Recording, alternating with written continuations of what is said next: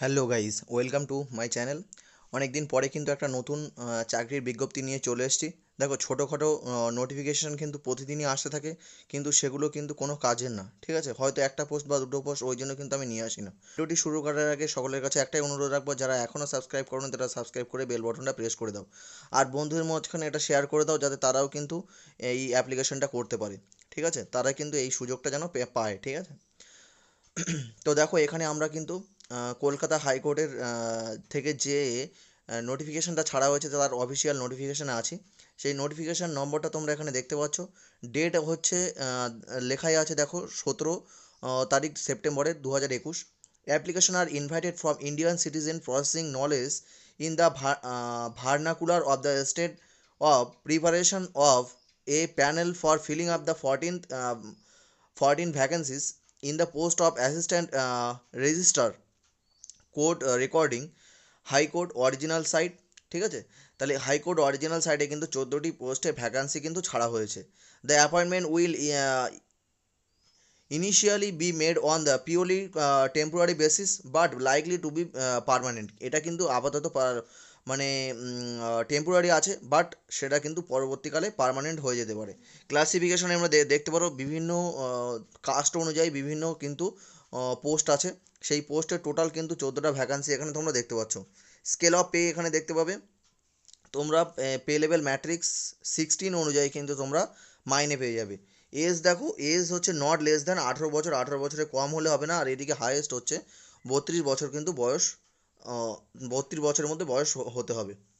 তারপর দেখো educational qualification এখানে কী বলেছে, candidate for the post must have completed graduation for the Kolkata university or an equivalent examination of a statutory Indian or other university and or institution and must possesses a knowledge of vernacular of the state of West Bengal as well as good knowledge of the English language with basic knowledge of computer application. তাহলে basic knowledge of computer application এবং graduation থাকলে এবং সঙ্গে কম্পিউটারের কিন্তু দক্ষতা তোমার কিন্তু অবশ্যই থাকতে হবে।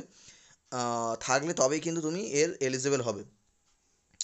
They should be able to take down deposition of witness judgment order etc in shorthand. তাহলে অবশ্যই কিন্তু এগুলো লিখতে জানতে হবে শর্ট হ্যান্ডে। স্পিড থাকতে হবে 160 ওয়াট পার মিনিটে। ঠিক আছে, and in type writing the rate of at least 40 words per minute. তাহলে 40টা ওয়াট পার মিনিট কিন্তু থাকতে হবে।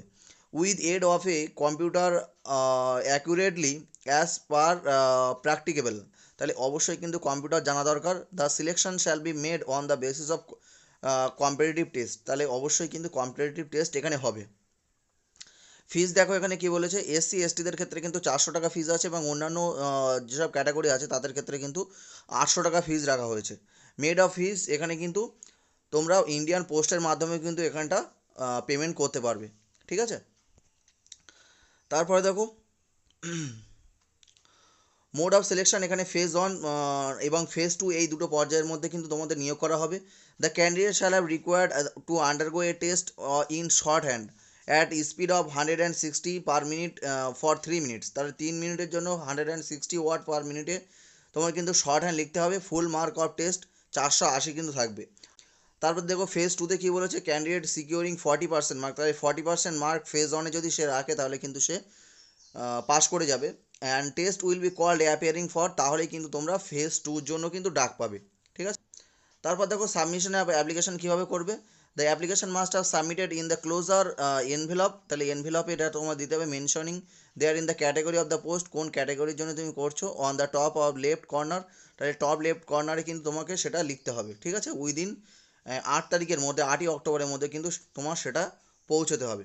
ঠিক আছে, তো এই কলকাতা হাইকোর্টের কিন্তু একটা গুরুত্বপূর্ণ পোস্ট ছেড়েছিল, ওই জন্য জানিয়ে দিলাম সবাইকে। তো এরকমই নতুন নতুন জব নোটিফিকেশান পেতে অবশ্যই কিন্তু আমাদের চ্যানেলটাকে সাবস্ক্রাইব করে বেল বাটনটা প্রেস করে দাও। তাহলে কিন্তু পরবর্তী যে কোনো নোটিফিকেশান আসা মাত্রই সবার আগে কিন্তু তোমার কাছে পৌঁছে যাবে। তো আজ এই পর্যন্ত, দেখা হচ্ছে পরবর্তী কোনো জব নোটিফিকেশানের ভিডিওয়।